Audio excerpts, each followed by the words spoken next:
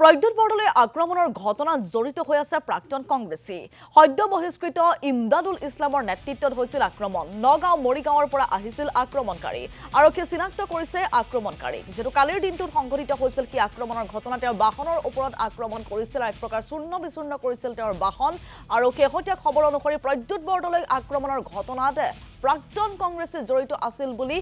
প্ৰাথমিক তদন্তত পোহৰলৈ আহিছে সদ্য বহিষ্কৃত ইমদাদুল ইছলামৰ নেতৃত্বত হৈছিল এই আক্ৰমণ নগাঁও মৰিগাঁৱৰ পৰা আহিছিল আক্ৰমণকাৰী আৰু ইতিমধ্যে চিনাক্ত কৰিছে আক্ৰমণকাৰীক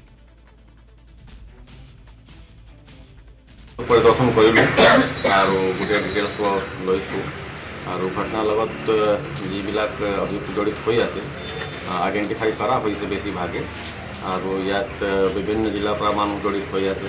আমাৰ মৰিগাঁৱৰ মানুহবিলাক আছে তো মাল্টি ডিষ্ট্ৰিক্ট আমি টিম বনাই পেলাই কাম কৰি আছোঁ যোৱা ৰাতিও কেইটামান ৰেড কৰা হ'ল আৰু অতি সোনকালে কেইটামান এৰেষ্ট কৰা হ'ব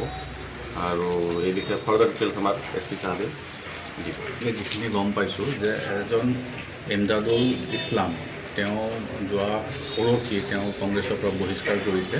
তেওঁ গোটেই ষড়যন্ত্ৰটো কৰা বুলি আমি ইতিমধ্যে খবৰ পাইছোঁ আৰু তেওঁৰ লগত কিছু আৰু মানুহ আছিলে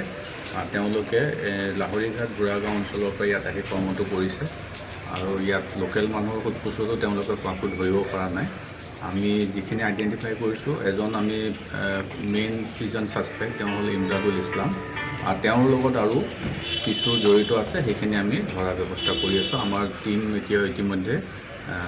মৰিগাঁৱতো কাম কৰি আছে আৰু নগাঁৱতো আমাৰ কিছু জেগাত আমি কৰি আছোঁ